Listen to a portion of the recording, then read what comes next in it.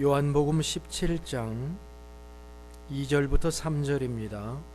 아버지께서 아들에게 주신 모든 사람에게 영생을 주게 하시려고 만민을 다스리는 권세를 아들에게 주셨음이로소이다. 영생은 곧 유일하신 참 하나님과 그가 보내신 자 예수 그리스도를 아는 것이니이다. 아멘.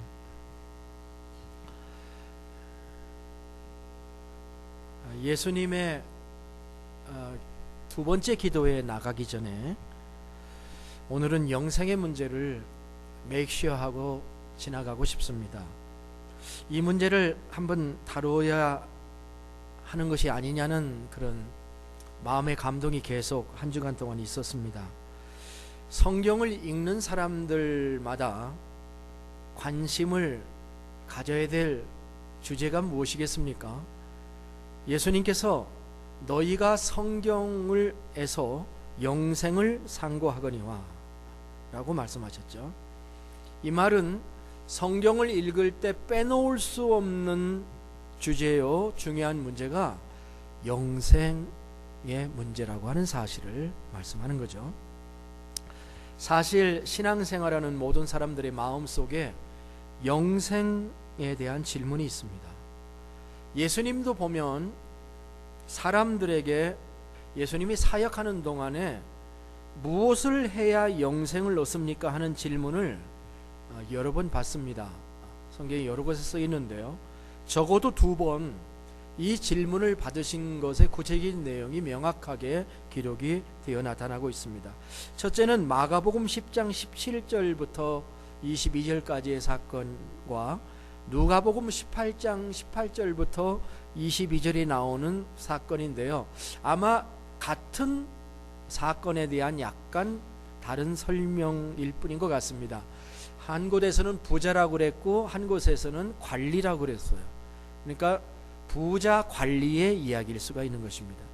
그는 영생을 얻으려면 10계명과 같은 계명을 지키면 되느냐 하고 예수님에게 물었습니다. 자신은 어려서부터 계명을 지켰다고 합니다. 주님은 이 부자 관리를 가만히 쳐다보면서 이렇게 얘기를 했습니다. 그렇다고 한다면 너의 재산을 다 팔아서 가난한 사람에게 나눠주고 나를 따라와라. 그렇게 얘기를 했어요. 계명을 다 지키고 있다고 생각하는 사람에게 사실 주님이 10번째 계명을 가지고 도전하신 거예요. 10번째 계명이 탐심이잖아요. 네가 어려서부터 다 지켰다고? 그러면 네 재산을 팔아서 가난한 자에게 다 나누어주고 나를 쫓아봐 라고 얘기했을 때 네가 탐심의 문제 해결하는 사람이냐? 라고 물은 거와 같은 거죠. 그는 결국 고개를 숙였습니다. 그리고 슬퍼하면서 떠나죠. 우리가 다 아시시의 성 프란시스처럼 재산 다 팔아 바치고 주님 따를 수 있는 사람들이 아니지 않습니까? 예수님은 이 사건을 통해서 문제는 인간이 하나님의 계명을 완벽히 지켜서 영생을 할 수 없는 존재라고 하는 사실을 깨닫게 하시는데 목적이 있었던 것입니다. 누가복음 10장 25절부터 27절에는 한 율법사가 나오죠. 사실 이 사람은 영적인 질문을 하는 것보다는 예수님을 시험하려고 물었다. 그렇게 기록하고 있습니다. 선생님, 내가 무엇을 해야 영생을 얻습니까? 예수님이 되물으셨어요. 네가 율법사지? 율법에는 뭐라고 기록되어 있어? 라고 물었을 때 그가 이렇게 대답합니다. 그 유명한 쉐마로 대답을 해요. 신명기에 나오는 내 마음을 다하며 목숨을 다하며 힘을 다하며 뜻을 다하여 주 너희 하나님을 사랑하고 또한 내 이웃을 내 자신같이 사랑하라 하였나이다. 정답을 했어요. 그러자 예수님께서 뭐라고 말씀하셨느냐? 내 대답이 옳도다. 이를 행해라. 그러면 살리라. 이렇게 말씀. 이를 행해라. 그러면 네가 살리라 라고 하는 말씀 속에서는 행하는 데 문제가 있다라고 하는 얘기를 담고 계십니다. 예, 하나님을 사랑하고 이웃을 사랑하는 길이 영생의 길이 맞습니다. 그런데 문제는 그 길을 완벽하게 걸어갈 수 있는 사람이 없다는 게 문제죠. 이 율법사가 거기서 질문을 끝냈어야 되는데 끝내지 않고 자기를 드러내기 위해서 하나의 질문을 더 했죠. 내 이웃이 누구입니까? 라고 물었어요. 그러다가 예수님께서 선한 사마리아 사람의 비유를 말씀을 하시는 것을 듣게 됩니다. 그는 이 비유를 통해서 예수님은 율법사에게 이렇게 말하는 것과 같은 거예요. 너는 죽어도 그 사랑을 하지 못할 사람이다 라고 말씀합니다. 그것을 가르쳐줘. 동서양을 막론하고 믿든지 믿지 않든지 신불신을 막론하고 모든 인간은 무엇을 행함으로 어떤 행위를 통해서 영생을 얻어보려고 하는 마음을 가지고 있습니다. 어떻게 보면 이것이 매우 양심적인 것으로 보이지만 사실은 사탄의 속임수 중에 하나입니다. 왜냐하면 인간은 하나님의 수준에 맞는 완전한 행위나 선행이나 계명 순종을 할 수 없는 존재이기 때문입니다. 그런데 마치 할 수 있는 존재인 것처럼 우리를 유혹해서 우리에게 허위의식을 집어넣어주고 그 결과 좌절함으로 말미암아 자신의 인생을 망가뜨리고 하나님이 제공해 주시려고 하는 복음과 하나님의 의를 힘써 무시하고 자기의 의를 추구하도록 만들어 놓기 때문에 그것은 사실은 사탄의 속임수다. 그럼 오늘 요한복음 17장 2절로부터 3절의 말씀이 바로 이 질문에 대한 예수님의 대답입니다. 먼저 우리는 이 질문부터 묻고 시작했으면 좋겠습니다. 뭐냐면 우리는 정말 영생을 얻을 수 있는 존재인가 하는 것입니다. 얻어낼 수 있는 문제인가? 관심이 있다고 다 얻어지는 거 아니고요. 우리가 원한다고 다 내 손에 쥐게 되는 거 아니지 않습니까? 질문해 보겠습니다. 성경에서 영생, 생명, 사실은 다 같은 단어예요. 영생이든지 생명이든지 이 말이 가장 많이 나오는 책이 어디일까요? 신약에 있습니다. 영생과 생명이 가장 많이 나오는 책이 어디일까요? 첫째는 요한복음이고 두 번째는 요한일서입니다. 요한복음에는 영생이라는 말이 20번이 나오고요. 생명이라는 말이 16번 나옵니다. 요한일서에는 영생이라는 말이 3번 나오고요. 생명이라는 단어가 9번 등장을 합니다. 성경에 왜 이렇게 영생이라는 말을 많이 쓰고 있을까요? 요한복음을 읽으면 곳곳에 영생이라는 단어가 나와요. 생명이라는 단어가 나와요. 이것은 하나님께서 우리에게 자신의 생명을 주시기를 원한다는 거예요. 하나님이 자신의 생명인 영생을 우리에게 주시기 원한다는 말입니다. 요한복음을 기록한 목적이 뭘까요? 요한복음을 기록한 목적이 예수님의 일대기를 쓰려고 하는 것이 아닙니다. 요한복음을 기록한 목적은 요한복음 20장 3절에 이렇게 썼어요. 오직 이것을 기록함은 너희로 예수께서 하나님의 아들 그리스도이심을 믿게 하려 하며 또 너희로 믿고 그 이름을 힘입어 생명을 얻게 하려 함이라. 아멘.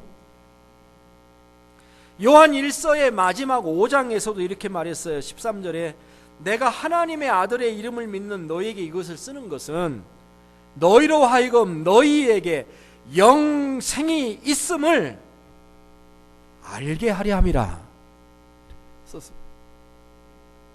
오늘 본문에도 요한복음 17장 2절에 아버지께서 아들에게 주신 모든 사람에게 영생을 주게 하시려고 만민을 다스리는 권세를 아들에게 주셨습니다. 그렇게 기록하고 있습니다. 여기서 아버지는 모든 사람에게 만민에게 영생 주기를 기뻐하시는 하나님이시라는 거예요. 우리가 얻을 수 없는 걸 막 달라고 하는 게 아니라는 뜻이에요. 하나님이 우리에게 주시기를 원하신다 그 말이에요. 우리는 우리의 눈을 돌려서 성경의 첫 시작책이 뭐죠? 성경의 첫 시작하는 책, 창세기. 성경의 마감하는 마지막 책, 요한계시록. 창세기와 요한계시록에 나와 있는 글을 한번 봄을 통해서 우리가 더 확인할 수가 있습니다. 시작의 책인 창세기에는 생명에 대한 얘기가 있습니다. 태초에 하나님이 천지를 창조하시고 에덴 동산을 건설하셨습니다. 그리고 그곳에 생명나무를 두셨다고 했죠. 창세기 2장 9절에 생명나무라는 게 있습니다. 그런데 우리가 잘 아는 대로 아담과 하와가 금단의 열매를 따먹게 되자 하나님이 에덴에서 그들을 쫓아내시면서 이렇게 말씀하십니다. 하나님이 이르시되 보라, 이 사람이 선악을 아는 일에 우리 중 하나같이 되었으니 그가 그의 손을 들어 생명나무 열매도 따먹고 영생할까 하노라 하시고 여호와 하나님이 에덴 동산에서 그를 내어보내 그의 근원이 된 땅을 갈게 하시니라. 이같이 하나님이 그 사람을 쫓아내시고 에덴 동산 동쪽에 그룹들과 두루 도는 불칼을 두어 생명나무의 길을 지키게 하시니라. 이렇게 되어 있습니다. 이 기사는 원래 하나님은 인간에게 생명나무를 주어서 영원히 살기를 설계하신 거죠. 그것을 원하시는 하나님이었다는 거예요. 문제는 인간이 하나님께 불순종해서 죄인으로 영생할까 무서워서 하나님이 그 생명나무를 그들의 손에서 막으셨다. 영생의 길에서 그들을 쫓아내셨다라고 기록하고 있는 게 창세기예요. 그런데 요한계시록의 성경의 마지막 책 요한계시록에는 어떻게 기록되어 있냐면 이 생명나무가 다시 등장해요. 요한계시록 22장 1절부터 2절에 보면은 또 그가 수정같이 맑은 생명수의 강을 내게 보이니 하나님과 및 어린 양의 보좌로부터 나와서 길 가운데로 흐르더라. 강 좌우에 생명나무가 있어 12가지 열매를 맺되 달마다 그 열매를 맺고, 에너지가 얼마나 많으면 나무 열매는 1년에 한 번밖에 안 맺잖아요. 달마다 맺을 정도의 에너지가 있는 거예요. 달마다 그 열매를 맺고 그 나무 잎사귀들은 만국을 치료하기 위하여 있더라. 자, 이 말은 하나님은 우리에게 다시 영생을 주기를 기뻐하시는 나는 그런 희망을 우리가 갖게 되는 것이죠. 우리는 성경을 통해 확실히 알 수 있습니다. 뭘 아냐면, 그러니까 의심하지 말고 확신해야 됩니다. 믿고 영생을 사모하고 바라다 봐야 됩니다.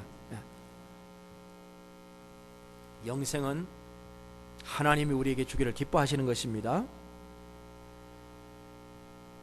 그러면 두 번째 질문을 드리겠습니다. 영생이 뭐냐 하는 것입니다. 헬라어로 이 영생이라는 말은 조에 아이오니오스라는 그 헬라어인데요. 조에라는 말은 생명이라는 뜻이고요. 그 다음에 아이오니오스는 영원한이라는 뜻입니다. 영원한 생명, 이렇게 된 합쳐진 말입니다. 이 조에라는 단어를 우리가 주목해야 됩니다. 이 조의 생명은 육체의 생명이 아닌 하나님의 생명을 뜻하는 단어인 것입니다. 이 하나님의 생명인 조에에는 두 가지 뜻이 있습니다. 하나는 어떤 뜻이 있냐면 시간적으로 끝없이 지속되는 생명이라는 뜻입니다. 자, 오늘 우리가 가지고 있는 피지컬, 이 육체 생명은 끝없이 존재하지 않습니다. 잘 살아야 70이요 강건하면 80이라고 시편 90편에 모세가 얘기를 했죠. 수명이 좀 는다 하더라도 그게 우리의 육체 생명인데, 이 조의 생명, 이 성경에 나와 있는 생명은 끝없이 지속되는 생명이에요. 죽음 이후에도 계속되는 영원한 생명을 의미하는 말입니다. 인간의 생명은 유한하지만 하나님의 생명은 조의 생명입니다. 영원한 생명이고 무한한 생명입니다. 그러나 시간이 영원하다는 자체 가지고는 의미가 없죠. 단순히 오래 산다고 하는 그것만 가지고 우리를 만족시킬 수가 없습니다. 시간의 길이만 가지고는 의미가 없어요. 거기에 다른 하나가 포함되어야 됩니다. 그것이 두 번째인데요, 이 조의 생명의 의미는 영생인데 거기에 시간만 있는 게 아니라 하나님이 계셔. 하나님이 계시고 그 하나님과의 관계 속에서 하나님 그 신적인 삶, 인간의 삶과는 질적으로 다른 신적인 삶을 살아가는 것, 그것을 영생이라고 얘기를 하는 것입니다. 그래서 기독교인의 영생이라는 말에는 시간적으로 영원한 삶이라는 의미와 하나님 안에서 누리는 하나님과 더불어 살아가는 신적인 삶이라고 하는 두 가지 의미가 포함되어 있을 때 비로소 그것을 영생이라고 할 수 있는 것입니다. 구약 성도들은, 구약에는 아직 신학이 이렇게 잘 발전되지 않아서 처음 구약 성도들은 일반적으로 생명, 영생하면 땅의 것을 많이 생각했습니다. 지상에서 오래오래 살고 행복을 누리는 것이 생명이고 영생이다, 이렇게 지상에서의 영생을 생각했습니다.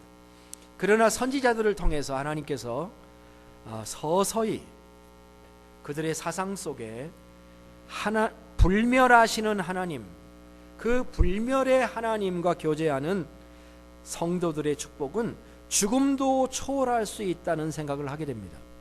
그래서 구약 성경을 읽어보면 처음으로 다니엘서에서 영생이라는 단어를 사용합니다.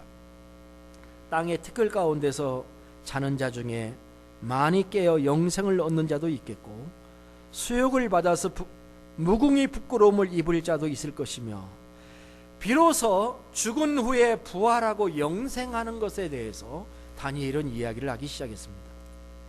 복음서에서도 보면은 영생의 의미가 내세, 우리가 죽은 다음에 내세에 누리는 영원한 축복의 개념 정도를 의미하고 있습니다. 예수님도 그런 말씀하셨죠. 자기 생명을 사랑하는 자는 잃어버릴 것이나 이 세상에서 자기 생명을 미워하는 자는 영생하도록 보존할 것이다, 이렇게 말씀하셨습니다. 그런데 특별히 요한복음에 나와 있는 영생의 의미는 내세보다, 죽은 다음에 누리는 영원한 생명보다 현재 누리는 축복을 많이 강조하고 있습니다. 요한복음은 우리가 지나왔습니다마는 주님을 믿는 자는 이미 영원한 생명을 가졌으며, 그렇게 얘기하고 있죠. 죽은 다음에 갖는 게 아니라 주님을 믿는 자는 이미 영생을 얻었고, 어디에 있는 말씀이죠? 영생을 얻었고, 현재형이에요. 생전 처음 들어보시는 것 같은 얼굴을 하고 계시면 제가 얼마나 죄송한지. 요한복음 5장 24절, 내 말을 듣고 나 보내신 이를 믿는 자는 영생을 얻었고, 그렇죠? 이미 영생을 가졌으며 그 축복을 주님 안에서 우리의 현실적인 삶 안에서 누릴 수 있다고 말하는 것입니다. 예수님이 세상에 오신 것은 양들에게 생명을 주고 그들이 현실 속에서 풍성한 삶을 누리도록 하는 것이라는 말씀도 하셨습니다. 이런 점에서 주님은 나는 부활이요 생명이라고 하셨고, 나를 믿는 자는 죽어도 살겠고 무릇 살아서 나를 믿는 자는 영원히 죽지 않을 것이라고 선포하셨습니다. 우리는 여기서 영생이라고 하는 것은 죽은 다음에 일어나는 일이고 시간적으로 끝없이 지속되는 생명일 뿐만 아니라 삶의 내용에 있어서 인간의 삶과는 다른 신적인 삶을 지금 여기서 사는 것, 그것이 영생의 개념이라고 하는 생각을 우리 모두 가질 수 있었으면 좋겠습니다. 이럴 때 영생은 죽은 다음에 있는 게 아니라, 멀리 있는 게 아니라 지금 내가 발붙이고 사는 오늘 내가 가진 삶을 통해서 누릴 수 있는 하나님의 축복인 것입니다. 이것이 좀 더 마지막으로 살펴보기 원하는 말씀과 관련이 되어 있습니다. 오늘 내가 사는 삶이 영생의 삶이다. 이 부분이 오늘 특별히 우리가 기억해야 될 그런 부분입니다. 그래서 영생은 하나님과 예수님을 아는 것이다. 오늘 주님께서 17장 3절에서 이렇게 말씀을 하고 있는 것입니다. 따라서 합시다. 영생은 하나님과 예수님을 아는 것이다. 3절이죠. 좀 더 분명하게 얘기하면 영생이라는 게 뭐냐? 영원하신 하나님과 그의 아들 예수 그리스도를 아는 것이다. 자, 첫째, 영생은 하나님을 아는 게 영생이다. 이렇게 말씀을 했습니다. 여러분, 하나님을 어떻게 아십니까? 저는 하나님의 말씀을 통해서 하나님을 알고요, 또 체험을 통해서 하나님을 배웁니다. 성경은 하나님을 알 수 있다고 합니다. 그렇기 때문에 기도가 있고 말씀과 기도가 함께 병행하는 것입니다. 구약의 호세아서는 여호와를 알라라고 하는 설교로 유명하신 분입니다. 하나님을 제발 좀 알아라. 우리도 그러죠. 부부로 오래 살면서 아직도 날 몰라? 친구로 오래 사귀면서 너 아직도 날 모르니? 우리 그런 말 할 수 있죠. 호세아는 하나님을 알라라는 설교를 6장 3절에서 이렇게 했어요. 우리가 여호와를 알자, 힘써 여호와를 알자. 그의 나타나심은 새벽빛같이 어김없나니 비와 같이 땅을 적시는 늦은 비와 같이 우리에게 임하시리라. 하나님 알기 어렵다고 해요, 어떤 사람들은. 근데 호세아는 어렵지 않다고 해요. 왜냐하면 하나님은 아침마다 정확하게 나타나신다. 새벽빛과 같이, 새벽이 오는 것과 같이, 늦은 비가 오는 것과 같이 우리에게 임하신다. 그렇게 말씀했어요.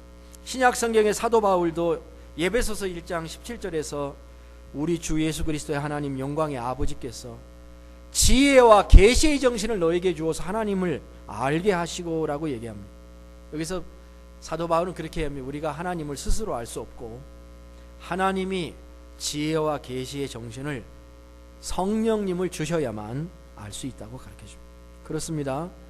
우리가 간절히 하나님 알기를 간구하면, 구하고 찾으면 하나님께서 나의 사모함에 반응을 해서 하나님 지식을 갖도록 우리를 인도해 주실 줄로 믿습니다. 그것이 바로 영생의 입문이에요. 하나님과의 접촉, 하나님에게 이르는 지식을 얻는 지혜에 이르는 것, 그 자체가 영원한 생명을 소유하는 것입니다. 이것이 우리가 이 땅에서 영생을 소유하고 살아가는 방법인 것입니다. 하나님을 알아가는 삶, 그게 영생이랍니다. 둘째로 영생은 하나님과 함께 예수 그리스도를 아는 거다고 말씀을 하고 있습니다. 우리는 요한복음을 계속 공부해서 올라오고 있는데 1장부터 어떻게 우리가 요한복음에서 예수님을 보았습니까?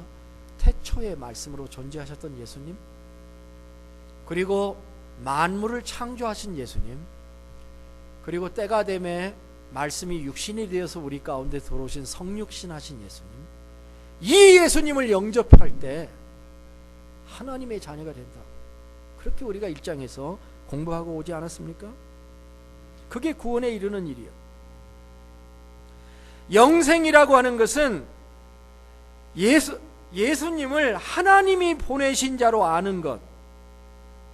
하나는 예수님이 하나님이 보내신 자였다는 것을 아는 겁니다. 예수님은 하늘로부터 오신 선생입니다라는 것을 깨달은 니고데모에게 예수님께서 독생자를 영접하는 자에게 영원한 생명을 주는 거다. 요한복음 3장 16절이에요. 라고 말씀하셨어요.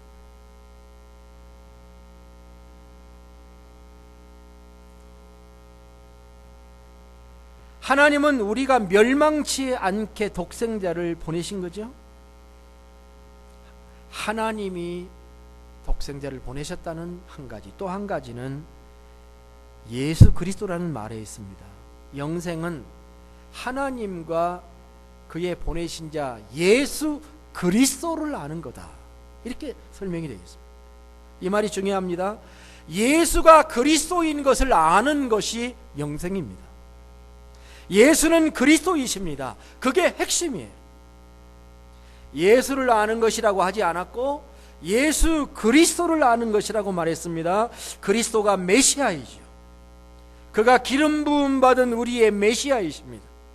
예수님이 나의 죄를 위해 십자가에 죽으신 그 예수 그리스도를 아는 것, 그것이 영생이다 라고 말씀합니다.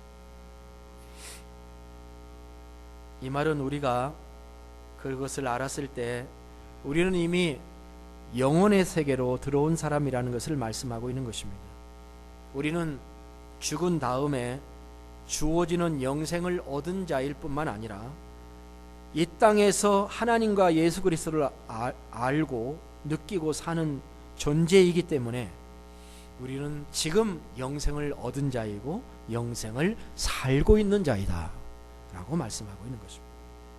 우리는 이미 예수님과 하나님을 알므로 영생에 접촉되어 이 땅을 사는 그리스도인이라는 말, 이것이 얼마나 영광스러운 우리의 축복이고 우리의 신앙세계인지 말로 다 알 수가 없는 것입니다.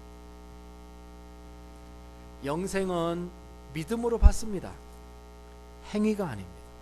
처음에 제가 시작할 때 말씀했던 부자관리나 율법사에게 주신 말씀에서 분명히 드러나는 말씀입니다. 요한복음 3장, 5장, 6장 여기에 핵심적인 내용이 다 들어있는데요. 3장 16절에는 믿는 자마다 영생을 얻는다고 선언을 했고요. 5장 20절에는 내 말을 듣고 나 보내신 이를 믿는 자는 영생을 얻었고 심판에 이르지 아니하고 사망에서 생명으로 옮겼다고 말씀을 했고요. 요한복음 6장 40절에서는 내 아버지의 뜻은 아들을 보고 믿는 자는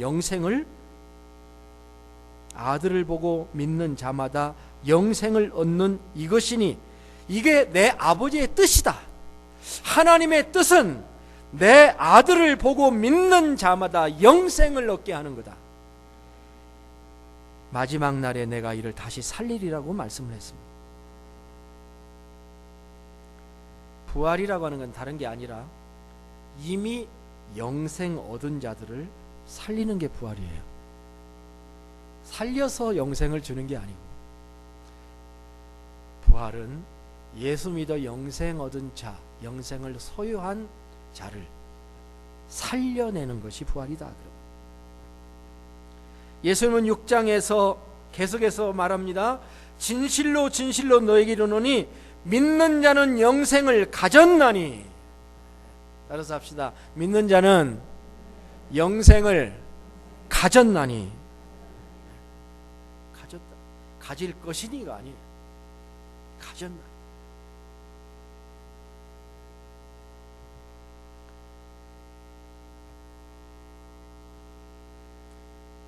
우리가 예수님을 믿어도 알아야 믿죠. 그리고 믿은 후에 더 알아가는 이것이 우리에게 남아 있습니다. 이게 우리의 이 땅에서의 영생의 삶이에요. 영원히 살면서 우리가 할 일입니다. 아마 천국에서도 우리가 하나님을 믿고 아는 일을 더 잘해갈 수 있을 것입니다. 예수님을 믿고 하나님과 예수님을 알아가는 교제와 친교의 삶, 이것은 믿음 전에도 우리가 가져야 될 일이고 믿음 이후에도 계속 가져야 되는 과정이고, 이것을 우리의 영생의 삶이다 라고 주님께서 말씀하고 계신 겁니다.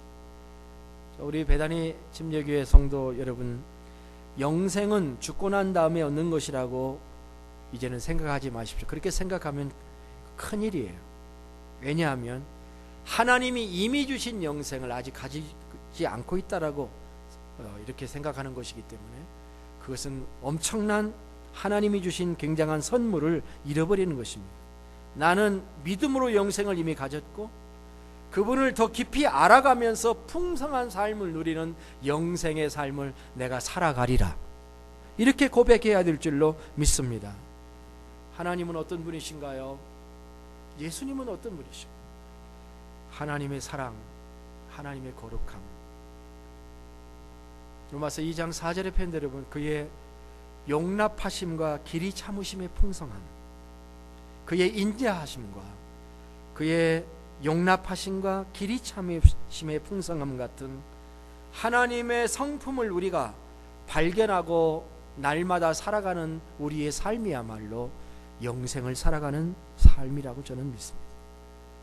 베드로 사도는 오직 우리 주 예수 그리스도의 은혜와 저를 아는 지식에서 자라가라, 영광이 이제와 영원한 날까지 저에게 있을지어다 라고 선포를 했습니다.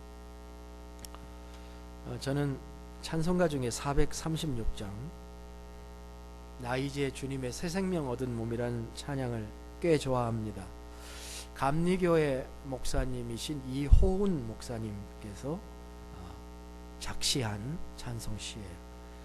이분이 부름받아 나서니면 어디든지 가오리라, 이 곡도 작시를 했습니다.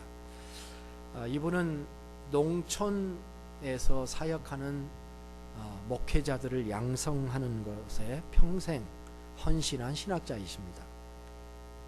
돌아가기 2년 전에 쓰신 찬송가가 바로 나 이제 주님의 새 생명 얻은 몸이라는 찬송가입니다.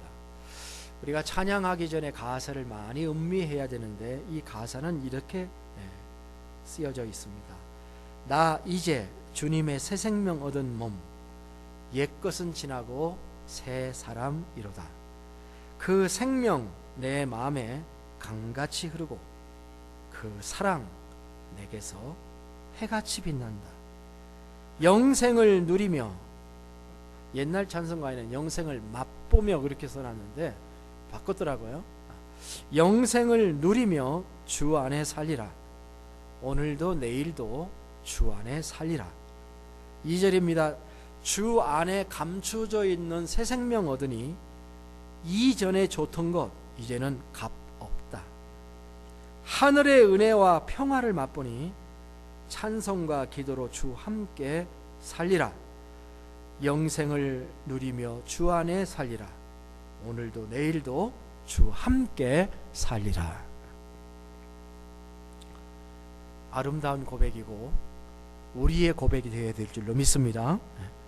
홀로 한 분이신 참 하나님의 계획, 그리고 그의 예정하심, 그리고 예수님의 십자가의 대속과 주님이 나를 위해 죽으심으로 말미암아 우리에게 구원과 영생이 단번에 주어졌습니다.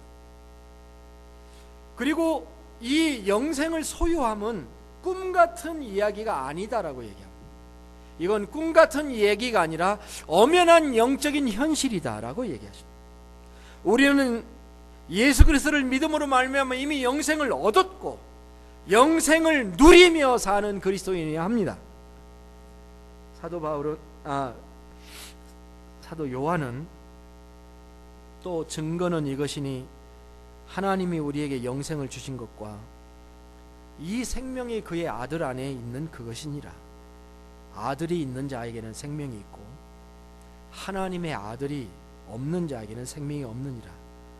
내가 하나님의 아들의 이름을 믿는 너희에게 이것을 쓰는 것은 너희로 하여금 너희에게 영생이 있음을 알게 하려 함이라 고백했습니다. 빨리 죽어서 영생에 들어가겠다는 소망도 좋지만 그것보다도 나는 이미 영생을 얻은 자이며 우리가 살아있는 동안 이 땅에서 하나님과 예수 그리스도를 더 알아가면서 그 영생을 맛보고 누리며 살기를 소원하면서 살아가는 게 더 큰 의미가 있는 줄로 믿습니다. 오늘 이 영생의 기쁨이 영생의 확신이 나와 여러분들에게 함께 하시기를 주의 이름으로 축복합니다. 다 함께 일어나셔서 찬송가 436장을 부르십니다.